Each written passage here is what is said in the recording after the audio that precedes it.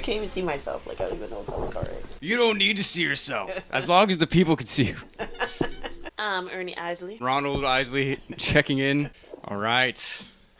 What's up, everyone? Welcome back to Music Maniacs with Sight After Dark. We're Sight After Dark, and we are Music Maniacs. We are. This episode, we are talking about one of the greatest bands in American history. Pop, And- soul, funk, and rock. And before we even say who it is, I have a quote Alright. that I wrote down. This was on their website. When you went to their biography, this was the first thing they had before even a picture or anything else. This was the quote that they had. So I'm going to read it, and I'm going to dramatize it for, dramatic effect, but dramatize, you know how it goes. Okay, there is only one band in the history of American music that had a proven influence on the Beatles. And the rapper Ice Cube. And had a hit in 6 straight decades. 1, 2, 3, 4, 5, 6. Count them. From the 1950s to the 2000s. That band is the mighty Isley Brothers. One of the most influential bands in American history. This is all very, very true. And today we are talking about the Isley Brothers in all of their glory. And if you're wondering, if you don't know us, if you're wondering why you should listen to us talk about music, Why? we are a band in Brooklyn, New York. We are. We live in the city. We make music. We play shows all over New York. We just finished our second off-Broadway show. Yeah. And we like to think that we know a little bit about music. We've been studying it for many years. We've been playing it for many years. And we just love talking about music. We used to talk about music all the time, but it's between us. And then we decided, basically, let's record it and make it a podcast. Oh, yeah. So welcome. Also, I had to call ourselves out before we start. Why? This is the second time that we had to record this podcast because we did this whole thing one time and then realized that there was no audio. Uh-huh. So luckily for you guys, we have audio on this one. Definitely. So hopefully you enjoy it. Yeah. And away we go.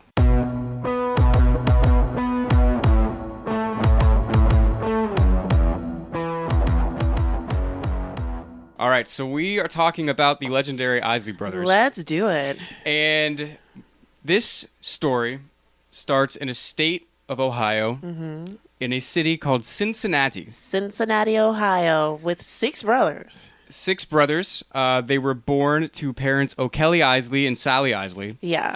And okay, so I wrote all the names and the years that they were born. Mom and dad, dad was a vaudeville player and also a Navy officer. Yeah. But that's where they kind of get their entertainment chops from. Dad was a vaudeville player and mom was more interested in gearing them into singing. So she was like their manager. Right. So O'Kelly Sr. and Sally had a number of kids that ended up creating the Isley Brothers. Uh-huh. Although they weren't originally called the Isley Brothers. They were called the Isley Boys. Which is so funny. Yeah, it kind of sounds like a gang in a way. Yeah. Right? You better watch out. Those Isley Boys are coming through. But they were coming through with vocals. Okay, not with chains. Sweet vocals. Hey, you better be in before sundown because I heard those Isley Boys are out tonight. You better watch out. You don't want them to hypnotize you with their beautiful lyrics, okay? with their beautiful harmonies. But okay, so first it was O'Kelly Jr. Yes. He was born in 1937. Uh-huh. Followed by Rudolph in 1939. Yes. Followed by Ronald Ron. in 1941. Hi. He came out when he was born. It was like, hi. Yeah. He was like, "Hi world, I'm here." Then we had Vernon in 1942. Uh-huh. And then skip forward 10 years, we have Ernie in 1952, and then Marvin in 1953. Oh, yeah. So they all started by singing in the church. Yeah, all church songs, all gospel songs. Their mom wanted them to be like the doo-wop and gospel singers of that day. They had a bunch of popular ones, and they were totally emulating those guys.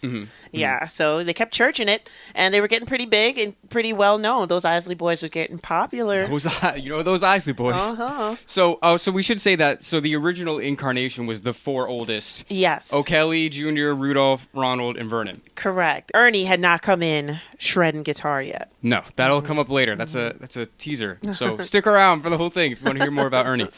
But yeah, so they started around, playing various churches in the area. Yeah. Getting bigger and bigger. But the good times were not so much to last at the beginning. Yeah. Because there was a little bit of tragedy at the beginning. There was some tragedy. Well, I mean, they got popular and they won a talent contest. They won a Yes. watch, and then that got them like more notoriety. But then they did have a big Yes. tragedy. They won a watch between the four of them. They had to share it on hot nights, with hot dates. I like to imagine they had a calendar, right? And everybody had their name in their time. And somebody was like, wait a minute, I need the watch tonight. No, you got it on Wednesdays. And I'm going out with my girl tonight, Saturday, so I get the watch. Damn it. Which brother Fine, Rudolph. was the cool brother that didn't need the watch? I don't want that watch. I just know I want it. I'm just kidding. I'm just making up stuff. I'm going to go with O'Kelly Jr. O'Kelly Jr. was the he's coolest. the oldest. He's just like, whatever. Y'all do what you want. But then whenever he wants, he can just take it. But, okay, yeah, so... they were playing various churches. They won a talent show to win a fantastic watch. But unfortunately, Vernon did not make it too far with this group because he was killed in a hit-and-run accident. Car accident while he was on his bike. Yeah, he was riding his bike in the neighborhood and somebody did a wild turn. I mean, you know how it is. It happens. Yeah. I don't normally hit kids when I'm turning corners, but... Not usually. Some people do. Sometimes. Sometimes, unfortunately. But yeah, that happened in 1955. So Vernon only lived to be age 13. Yeah, which was really sad. And this devastated the boys. Like, they stopped singing. They didn't want to do it. They stopped singing for a couple of years. Yeah. For like 2-3 years, they just were like, okay, we need a break from this. Because obviously that's a very traumatic thing. Like, right. Not only are you losing a bandmate, you're losing your brother. A sibling, so, yeah, exactly. Like, it's crazy. And we should also say that Vernon was the lead singer. Because he was known to have the sweetest voice. Right. So that means, like, Ron's voice was not even the sweetest voice in the band, which is like... Yeah. That's crazy. How is that even possible? Ronald took over after when they started making music again. But it's crazy because, the Isley Brothers that we think of, like all of their big songs, Ronald is singing lead. He's singing lead. And he's an amazing singer. And, we'll talk more about him later. Yeah. But it's just crazy to me that he wasn't even the best singer in the Isleys. I would have loved to hear Vernon's voice. That would have been great. There's got to be some recording of it somewhere. Possibly. I mean, possibly not. I mean, back in the day, it's not like it wasn't so easy to just get a recording. It's true. You know what I mean? It was a lot harder. It was probably a lot more expensive, too. I'm going to say there is. And I'm going to pay top dollar for it. Who's holding out on us? Someone has the Vernon Isley lost tape. It's on eBay. There's one tape in the whole world. But yeah, so they took a couple years off after Vernon passed. Yeah. And Ronald took his place as the lead singer. Yes, and they start changing their music style now. So they're no longer singing gospel songs and church music. They actually changed to more secular music once they did the change, which is, I don't know, maybe some type of therapy, because maybe singing the gospel music will probably put you back in the space with Vernon as the lead singer mentally. Right, probably might be hard. And it'll probably be easier to transition to a newer form of music where you can just, quote unquote, start fresh. Right. That's an interesting point. Kind of leave it in the past. Try to move on as much as you can. So they reformed and they did move to New York City. Yep. The Isley Boys came over. The Isley Boys came over to the big city. They called me the first time they got here. As soon as they got here. Yeah. What'd they say? What's up, girl?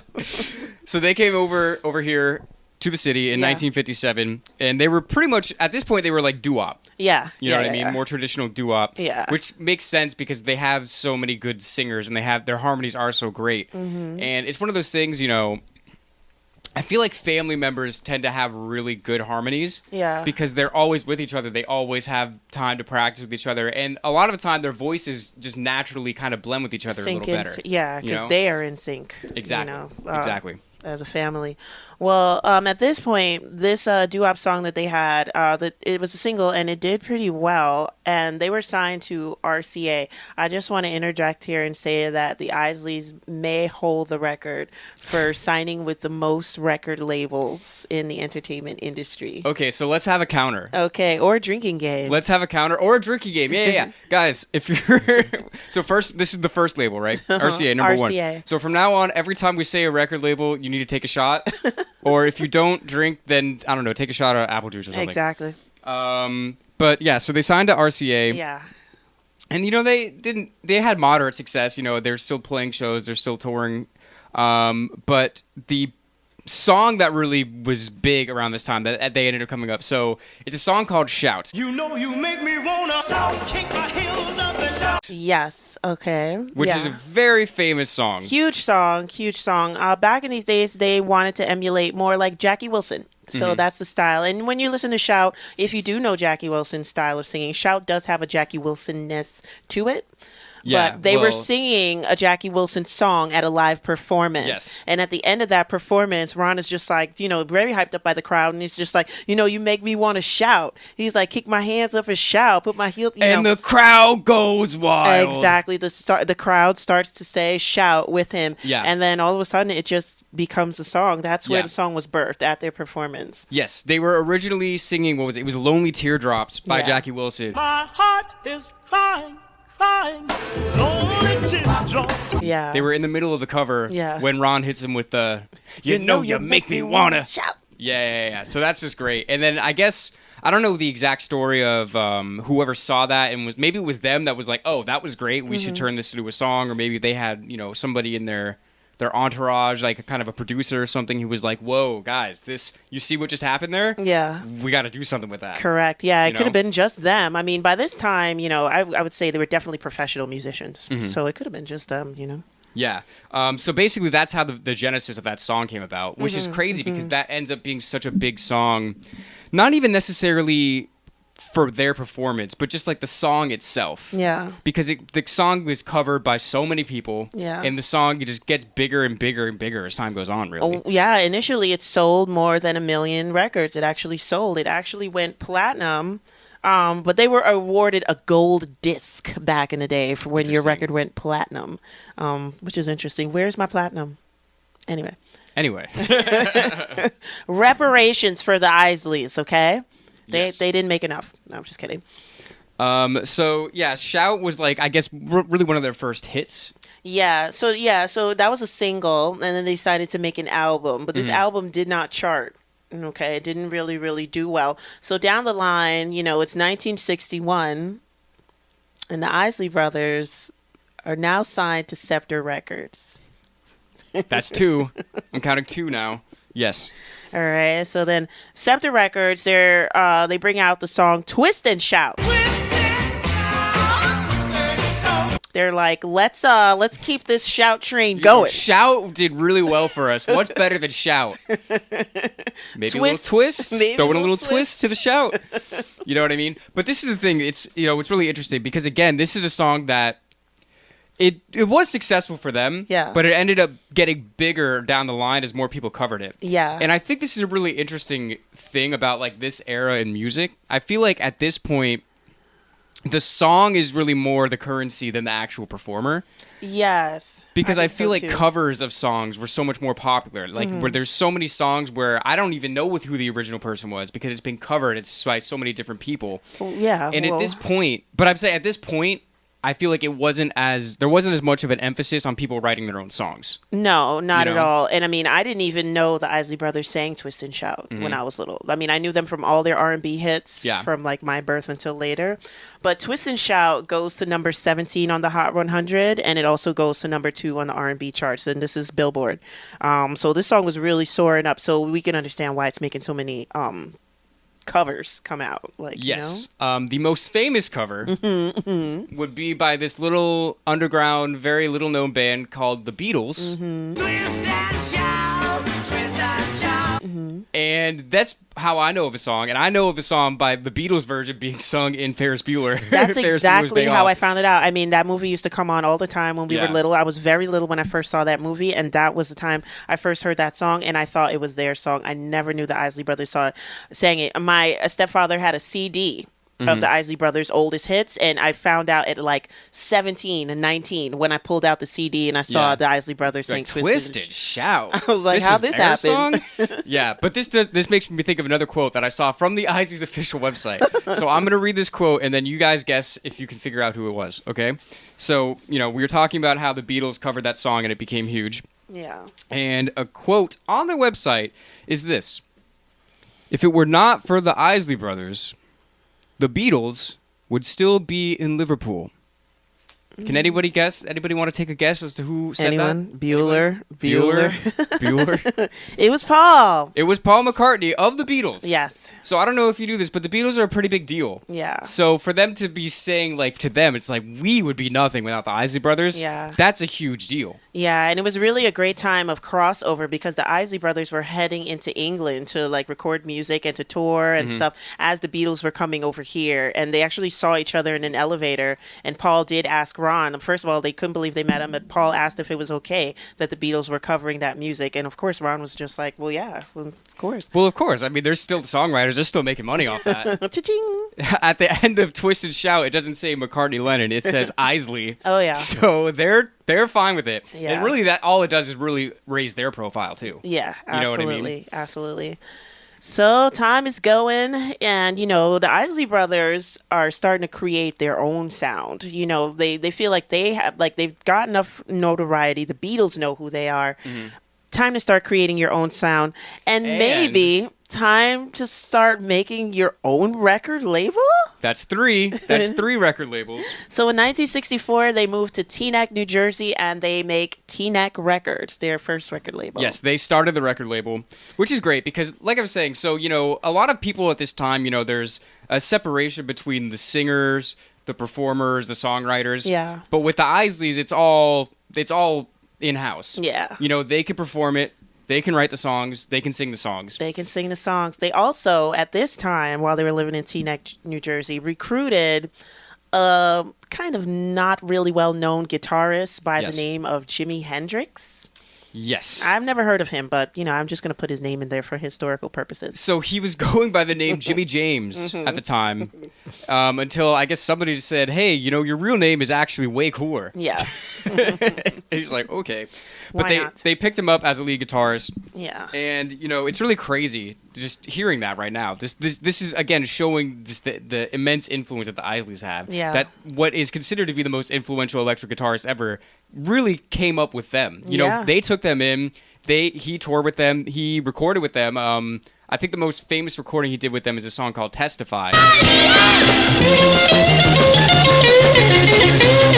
Yeah, that song Testify sounds like Jimmy's new sound. Yes. A lot of the songs that they made together didn't really do well. They didn't really chart. And Testify was the biggest one. But they felt like Jimmy wasn't much of a singer, which sometimes, you can hear. He has a very bluesy voice and is kind of talky. So, Jimmy didn't get to do a lot of lead singing on the Isley Brothers records. Right. He was hired to play guitar. He wasn't hired to sing. I don't know if you guys do this. The Isleys kind of got the vocals handled by themselves. They don't really need to add other singers. But no, it is crazy. I mean, they literally, Jimmy was living with them, right? He was living with them. He was sitting on their couch. He was basically a new brother that came in, eating their mom's home cooked food. And they actually all watched the Beatles on the Ed Sullivan Show together, with Jimmy sitting on the couch, with Ron there, and also with Ernie there. And they were kind of a little bit shaken by the popularity that the Beatles got on screen on TV, singing Twist and Shout and stuff. But the Isleys felt like they were okay because, they were the writers of these songs. They felt like the Beatles were definitely coming to take over the sound, but they were the writers of these songs that the Beatles were covering. They were like, we're okay. Not only do we write the songs, but we've got Jimmy. Yeah. We've got a little guitarist in our back pocket that might be a little kind of good. They said Jimmy grinned from ear to ear when they said that. So Jimmy was with them for a while, but then he obviously went on and did his own thing. But at the time, there was a little guitarist training underneath him, which was Ernie, but we'll get back to Ernie. Yeah, and when you're thinking about Jimmy, it's like, I feel like his destiny was always that he was going to do his own thing. He clearly have his own thing going on. Yeah. And, he had his own style and, visual style and guitar style that might not necessarily have been exactly what the Isleys were doing at the time. Yeah. He needed to kind of be free to kind of push his own boundaries and everything. Yeah. It was visually and physically, I would say, style-wise. Let's shout out some Isley style. Yeah. Jimmy and the Isleys definitely have the style down pat, okay? We are cosplaying. I am Ernie today. Oh, this is just how I dress normally. I didn't do this for the podcast. Well, they have got style down. On our unrecorded podcast, I was like, I swear I saw a Technicolor Dreamcoat. Yeah. Uh-huh. We'll possibly put up some images. So definitely check this out on YouTube if you can. But if you're listening on audio, that's cool too, and we still appreciate you. So going forward, they signed to another record label. What's that for now? It's time. Yep. It's 1968. Time. So for a new if you're album. playing the game, you might have a little buzz going by now for drinks. So they signed to Tamla Records, which is a subsidiary of Motown Records. Yes. So right off the bat, to me, hearing this, that doesn't really make a lot of sense. Yeah, because they've got their own thing going. So not to go into a whole side tangent about Motown, but Motown was obviously huge at the time. Mm-hmm. And I think that they thought, maybe attaching themselves to this huge successful label might boost up their own popularity. Because, again, at the time, they are getting more of like a cult following. Mm-hmm. And, like, people that love music, people like the Beatles really love them and really know who they are. Mm-hmm. But they weren't necessarily huge, all over the place megastar or anything like that, megastars. Right. So I think they signed to Motown thinking it would boost their profile. But the thing is, the way that Motown worked was not the way that the Isleys worked.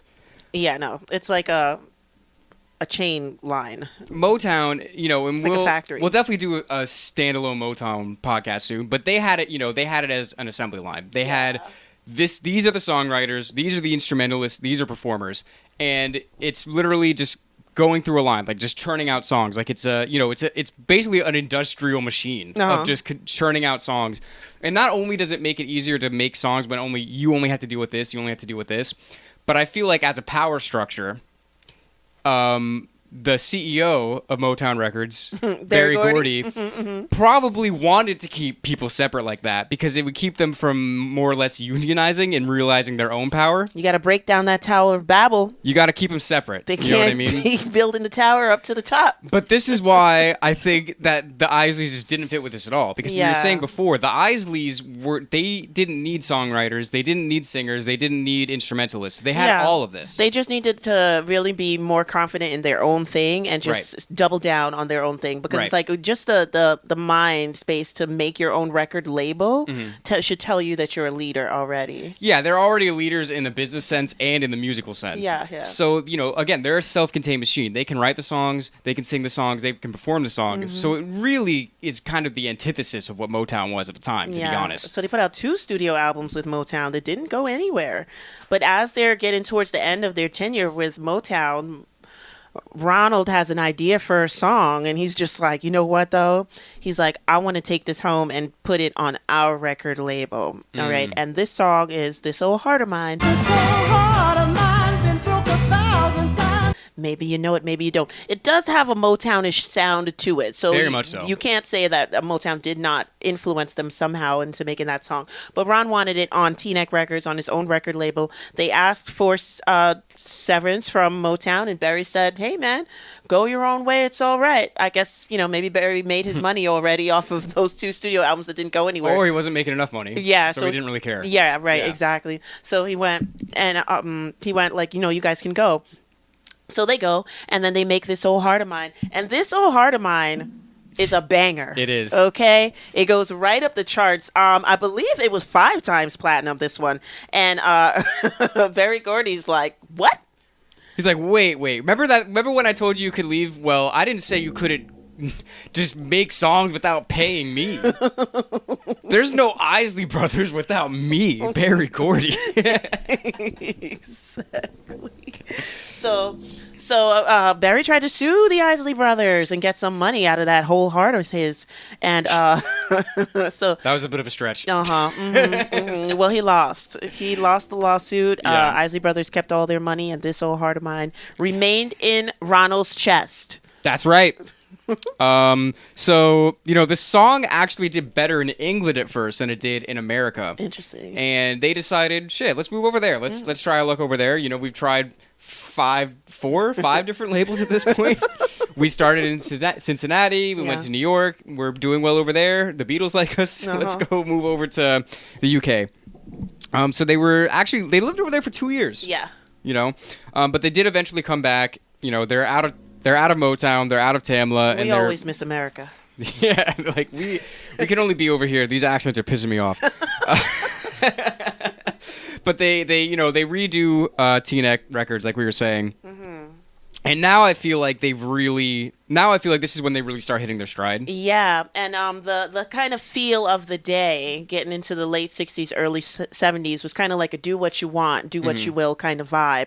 So they came out with a song called It's Your Thing in 1968. It's your thing. Do what you wanna do. On T-Neck Records, and that was Ernie Isley's debut on bass. Yes, and it went to number 2 on the chart, so that's pretty big. It's a pretty good deal. I mean, there's literally only one place you can go from there up. Yeah. So that's pretty good. I like this song because Salt and Pepper made a remake of this song called Shake Your Thing. Back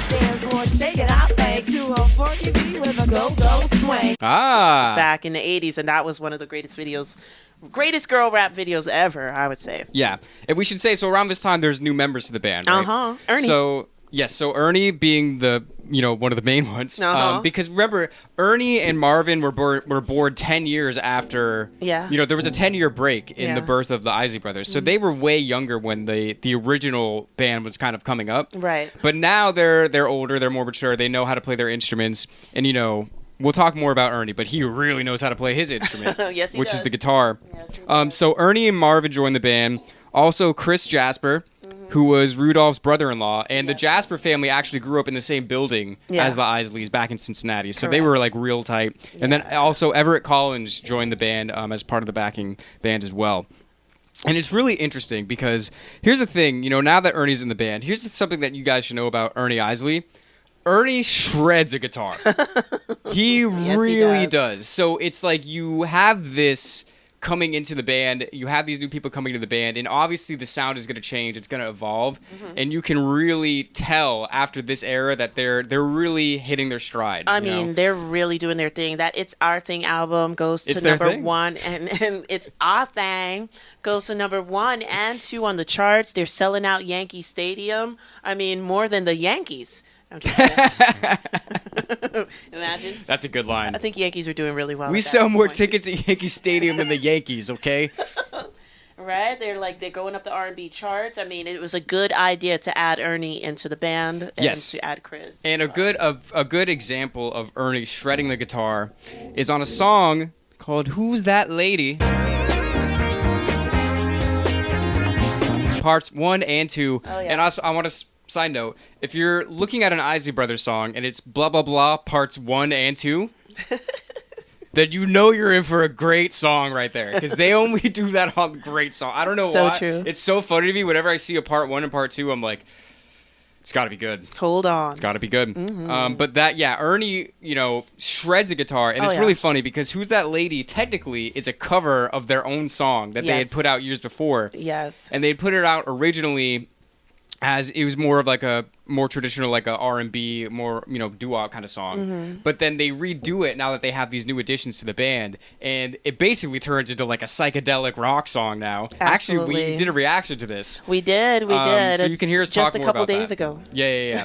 Yeah. So it's really crazy hearing, Ernie just bringing this guitar, bringing this new style into the band, and kind of the energy and the new musical forms that are happening in the band because of that. Yeah, and what's crazy about that is that Ernie started out as a drummer. That's the instrument that he first went to, and then while Jimi used to be in their home, in their living room, Jimi Hendrix, by the way, used to be there practicing, Ernie would have his social studies book and just go in the room with Jimi and pretending he was studying social studies, but he was really watching Jimi and seeing what Jimi picked up on. And Jimi actually suggested to Ernie that he not play the drums, that he does play the guitar, and the rest is all history. Ernie Isley, definitely my favorite R&B guitarist of all time, and maybe we'll have a podcast on like R&B guitarists and stuff. But no, Ernie is just amazing, and we'll put some examples of his playing here. Ernie covering Jimi, Purple Haze is awesome.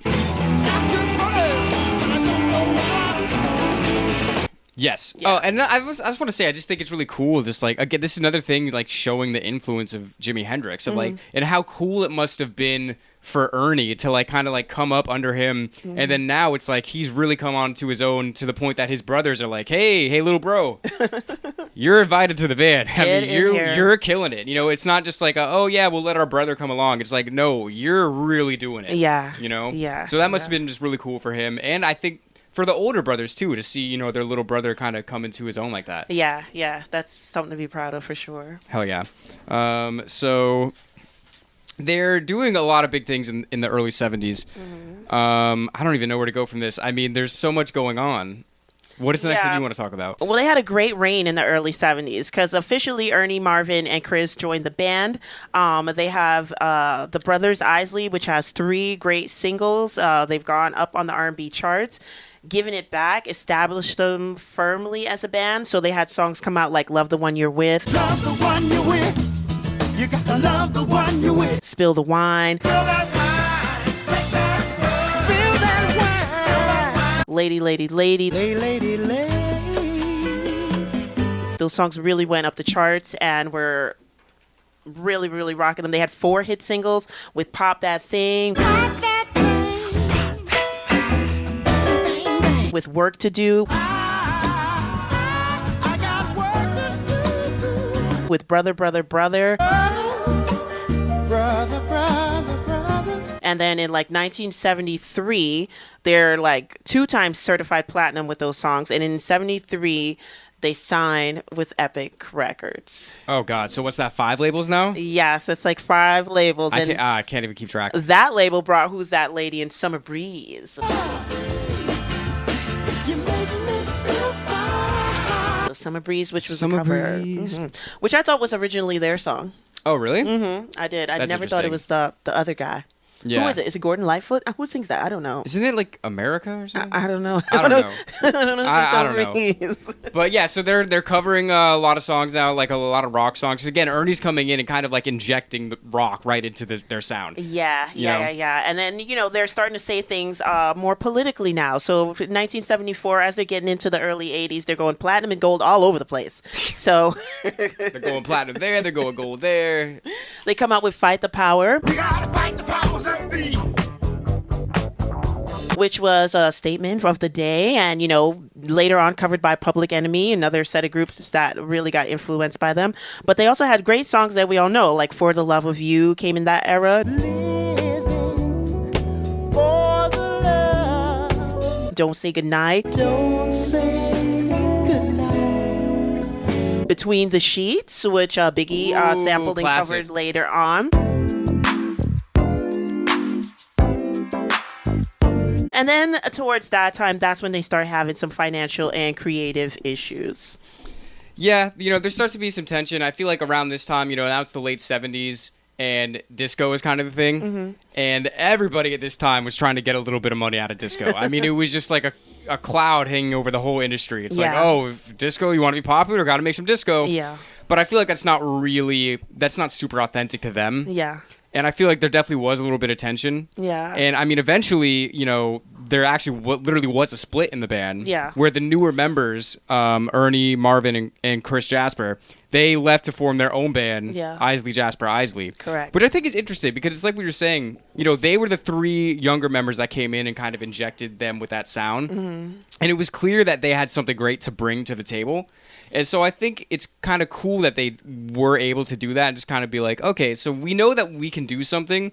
Let's see if we could do something by ourselves and not with the older brothers that had already established themselves. Yeah. Which I respect that. I respect it, but I can also be a fly on the wall right now and kind of see how the arguments went in the studio. I can definitely see the new barking at the old, saying like, well, we brought this in, you guys don't really know what you're doing, and well, we're going to go do something else on our own. Yeah, so, I mean, Jasper Isley come out with Caravan of Love. Join the caravan of love. Which is a very interesting song for me. I haven't heard it in many, many years, but I definitely know at the end of the song, they're like, I'm your brother, don't you know? I'm your brother. I'm your brother. Don't you know? And I'm like, In case you forgot. like, what? That's funny. Who you talking Maybe a little to? subliminal messaging there. But Yeah, so, they're still putting out music, and, around this time they're putting out such great music, Between the Sheets. Yeah. You know what I mean?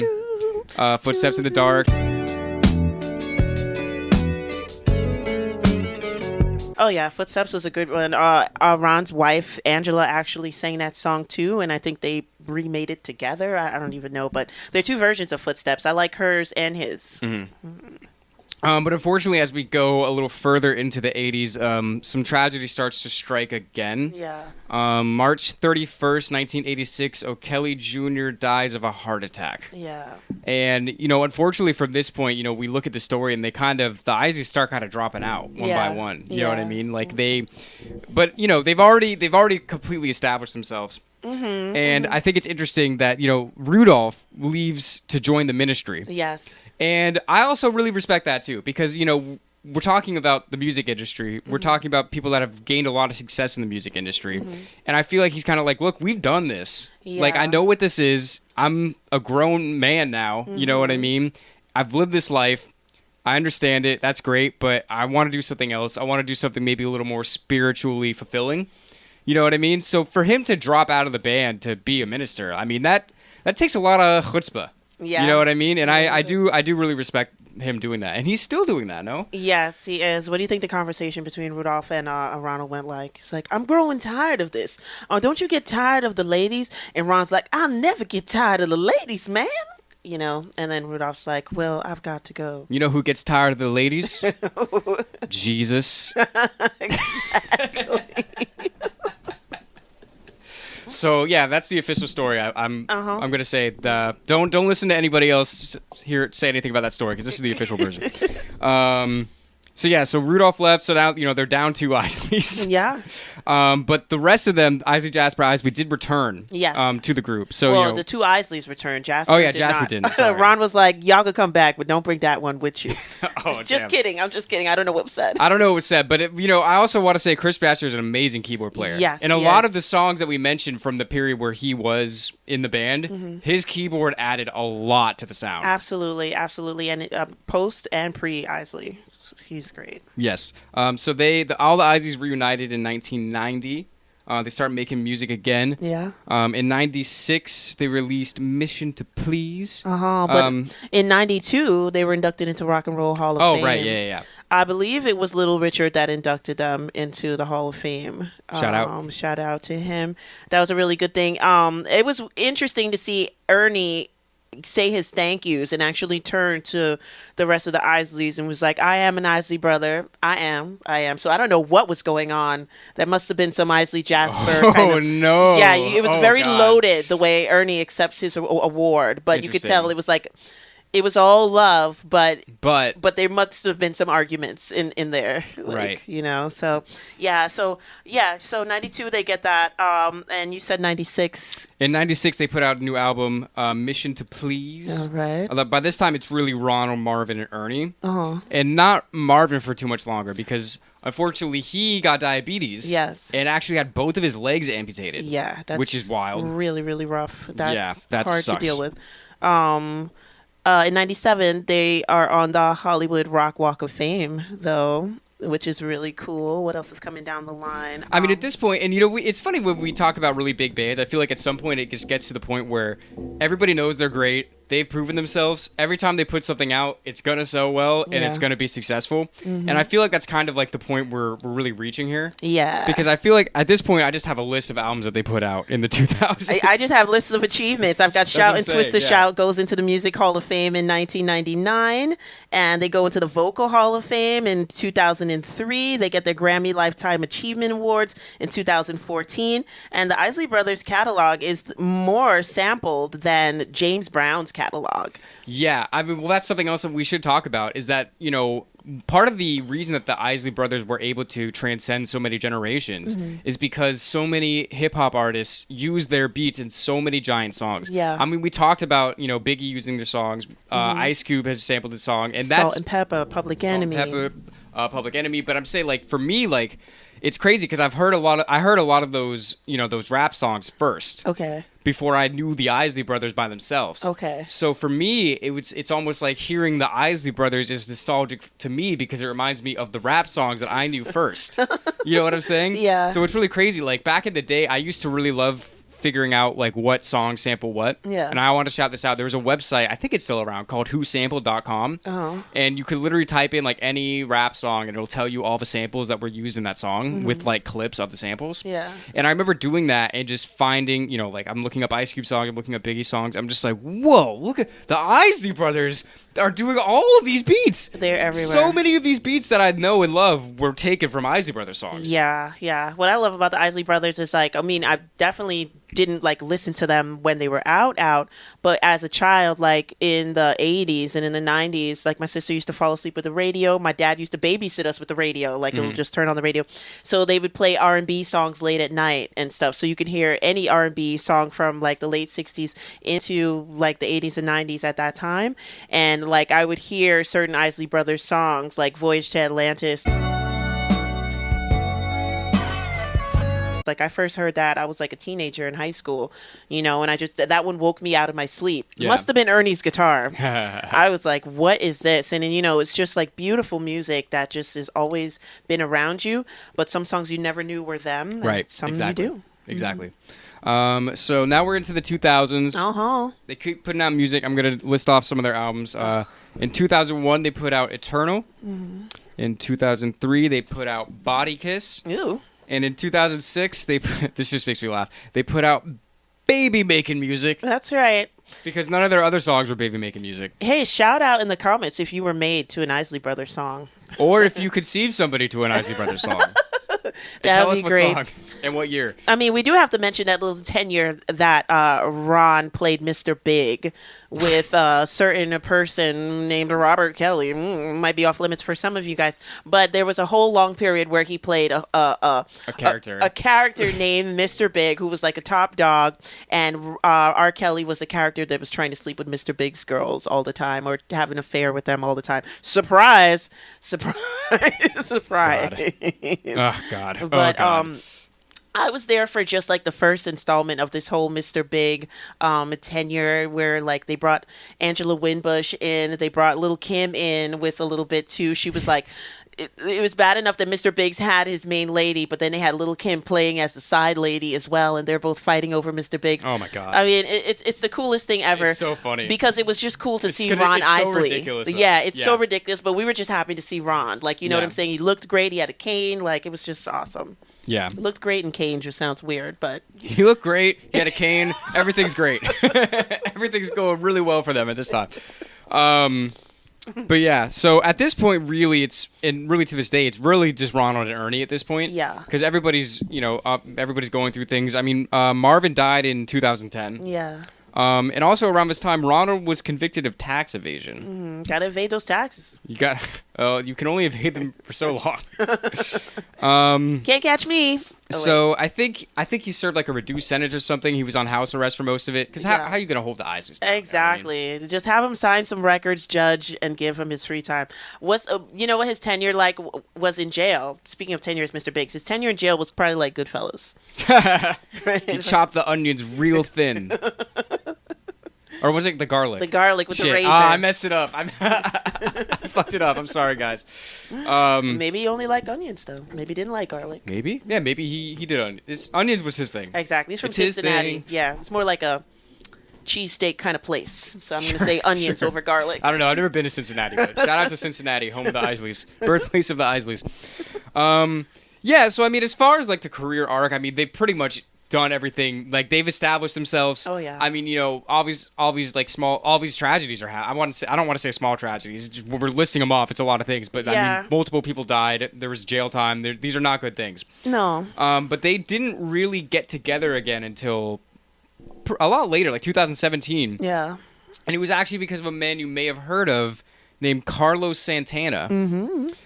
He actually ended up like him and his wife Sydney Blackman Santana, who's a great drummer. Yeah. They ended up all like jamming together, and they ended up recording an album called Power of Peace. That was just like a collab album of like covering classic songs, which is really cool. That came out in 2017, and it's just really cool hearing that. They do a lot of classic like soul songs, R&B songs, and it's just great hearing Carlos in it, hearing Ernie in it, hearing Ronald in it, and they clearly were just having a great time just hanging out with all these amazing musicians. Sounds very amazing. In 2020 or 2021, they did Versus. Oh, yeah. With Earth, Wind, and Fire, which was pretty cool. It was a tune for tune kind of thing, all love in between. So that was great to see them come out and do that while we were trapped in our homes. Yeah. But yeah, I mean, so here we are. It's still Ernie and Ronald as the official Isley Brothers, and they've just cemented themselves as complete legends in music history, not only American music, just really history, music history around the world. Oh, yeah. I mean, it's hard to find anybody that's not influenced by them just a little bit, even if they don't know. Because like we said, they had so many songs, you don't even realize they're their songs sometimes. It's so true. And you might hear Twist and Shout by the Beatles and think it's a Beatles song. No, it's an Isley Brothers song. So I feel like their influence goes so much deeper than people even realize that know they're influenced by them, if that makes sense. You know what I mean? Yeah, you're right. So, I don't know. It's almost hard to explain how big of a deal they are. They're too big of a deal. Too big for you to know. But I don't know. Is there anything else that we should really say? I mean, they're just absolute legends. Just legends in the game. Ron has the most amazing eyebrows. He has amazing eyebrows and an amazing voice. Oh, we didn't really talk about Ron's voice. Oh, his vocal range. I mean, I don't know what octaves Ron goes up to, but I just love his ability to perform that falsetto. Yes. Yeah, where it almost feels like, it's like it's not real in a way. It just feels like it's so easy to him. Like, yeah. And it's such a distinct sound. It's just like nobody else makes that sound. Nobody else goes as high and low and pauses when he does. It's really a character, but not in an insulting way. It's just like it's shocking in a way how like only one person has like cemented that sound. Like you can play it anywhere and you just know it's him. Yeah, it's just always crazy to me listening to it how he can just go from like like his normal range and like hitting a melody here and then just throw in like one or two falsetto notes so much higher than the rest of the melody, but it's just very smooth. Like it never sounds like he's reaching, it never sounds like he's doing it just to do it. It just feels like that's naturally the only way that he could sing it. Yeah. You know what I mean? Yeah, what's your favorite falsetto moment? Do you have one? Oh my god, I don't know. There's just so many. I don't know. I have I like Don't Say Goodnight. And he's like when he does that.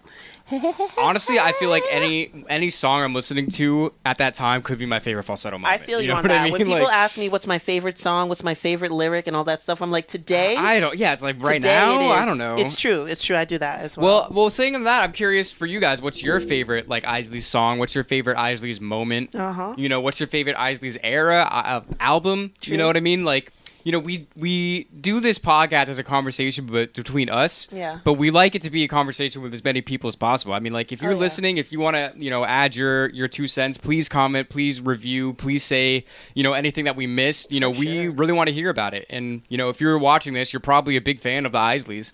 So we would like to hear what you think. Yeah, I don't know. Is there anything else that we should cover? I got nothing. Hell yeah. Shout out to the Isleys, always making amazing music. Oh, yeah. Shout out to all of you guys for being here. We appreciate you. This has been another episode of Music Maniacs with Side After Dark, and we will be back in the near future talking about music. We don't know what the next episode's going to be yet, but it'll be great, and you should check it out. And that's all I'm going to say about it. See you then. So until next time, we're Side After Dark. We'll see you around.